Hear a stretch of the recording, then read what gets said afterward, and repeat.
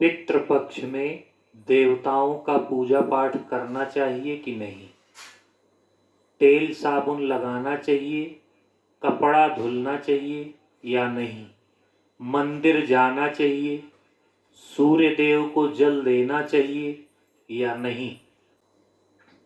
नमस्कार, मैं हूं संजय पंडित और आज आप लोगों के समक्ष प्रस्तुत है पितृपक्ष में क्या करें क्या ना करें।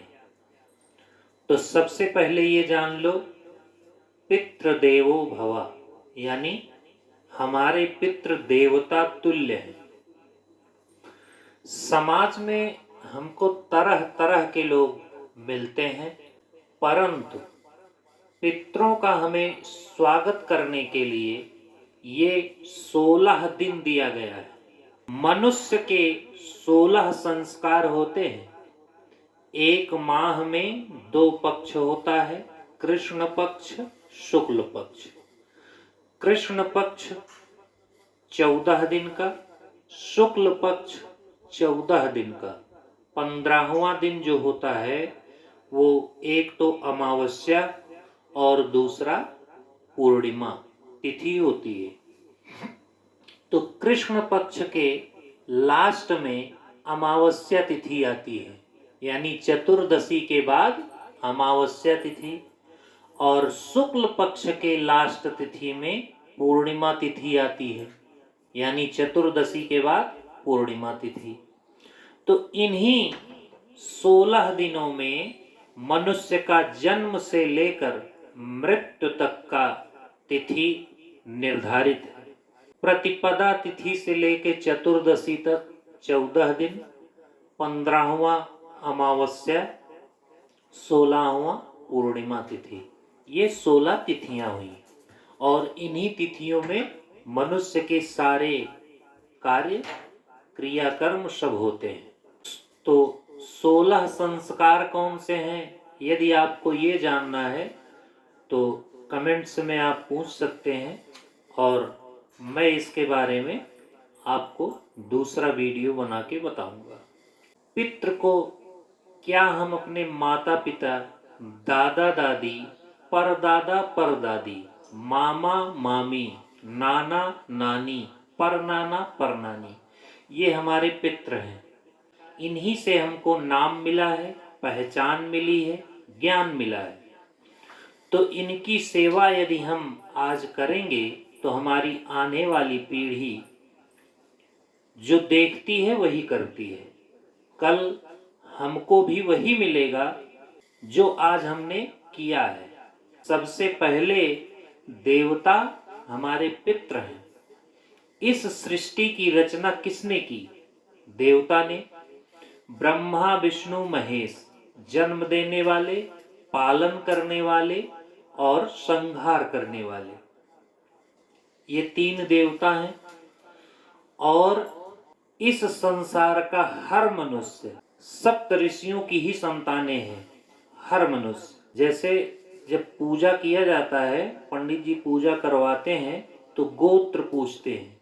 तो गोत्र, हम जो गोत्र बताते हैं वे किसी ना किसी ऋषि के नाम होते हैं, मतलब हम उन्हीं के वंशज हैं।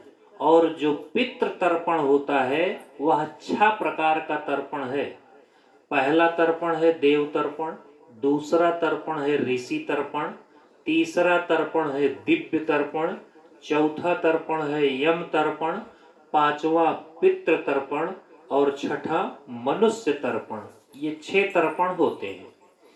पितृपक्ष एक ऐसा पक्ष है, हर किसी को जल देने का मौका इसी में मिलता है। हर व्यक्ति को इस पितृपक्ष में जल देना चाहिए अपने पितरों को।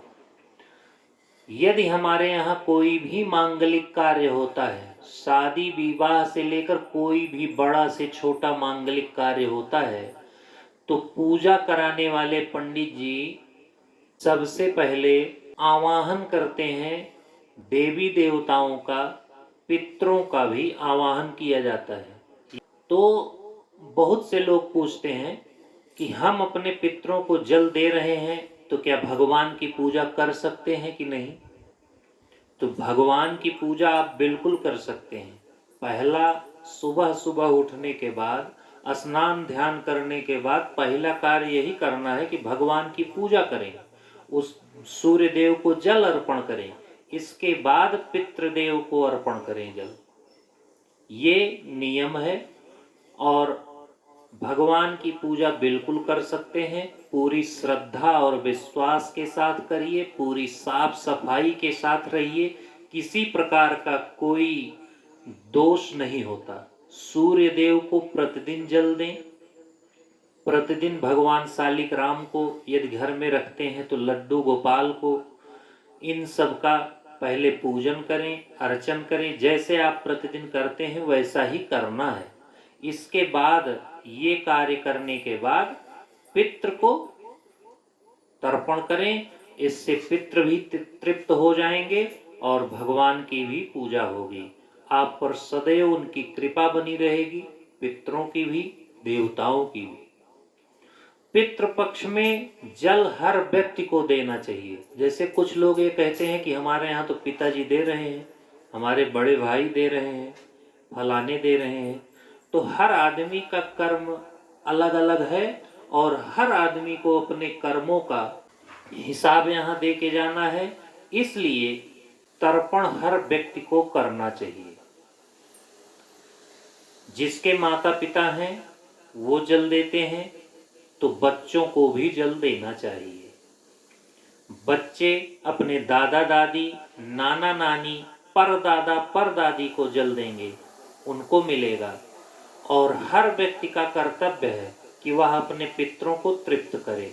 हम जो भी पूजा पाठ माता पिता दादा दादी की सेवा करते हैं वे भाग्यशाली व्यक्ति हैं। इस संसार में हर मनुष्य के अपने अच्छे बुरे कर्म के अनुसार यह कार्य मिलता है। और क्योंकि हम जो भी सेवा भाव करते हैं, अपना कर्म करते हैं, अपना बिगाड़ते बनाते हैं और अपने ही कर्मों का भोग इस संसार में हर मनुष्य भोग रहा है। पिता के 5 संतानें होती हैं, सबके अपने अलग अलग कर्म हैं, अलग अलग भोग कर रहा है। जैसा सबका रहन सहन खान पान नहीं हो सकता। यदि कोई पुत्र बहुत कर्जे में हो और पिता या भाई चाहे इस कर्जे से मुक्त करवा दें तो यह संभव नहीं है, क्योंकि उसका अपना कर्म है, वह अपने कर्मों को भोग रहा है। आप एक कर्जा भरोगे वह दूसरा कर्जा ले लेगा, क्योंकि उसके भाग्य में है कर्जा भरना। तो यह सब अपने अपने कर्म का दंड है। जो लोग पितरों को जल देते हैं वे साबुन तेल लगा सकते हैं कि नहीं? तो स्वच्छता हर मनुष्य को प्रिय है, सभी देवता को प्रिय है, सभी पितरों को प्रिय है। इसलिए अच्छे तरीके से स्नान करें, वस्त्र अच्छे पहने, साबुन तेल लगाएं, तभी आपके पितृ आपका जल ग्रहण करेंगे और तभी आपको आशीर्वाद देंगे। तो और पितृ तर्पण में क्या क्या लगना है ये आप नोट कर सकते हैं। इसके पहले मैंने एक वीडियो बनाया है जिसमें मैंने ये दिखाया है कि तर्पण कैसे करना है। पहले भगवान का तर्पण किया जाता है, पूरब दिशा में मुंह करके 3 बार उनको जल देना है। सफेद चंदन, काला तिल, कुसा, पैती, सफेद पुष्प, गंगा जल एक परात में ले करके और जल देना है। जल देने का विधान मैंने एक वीडियो में बनाया हुआ है, आप उसको देख करके कर सकते हैं। धन्यवाद। जय श्री राम।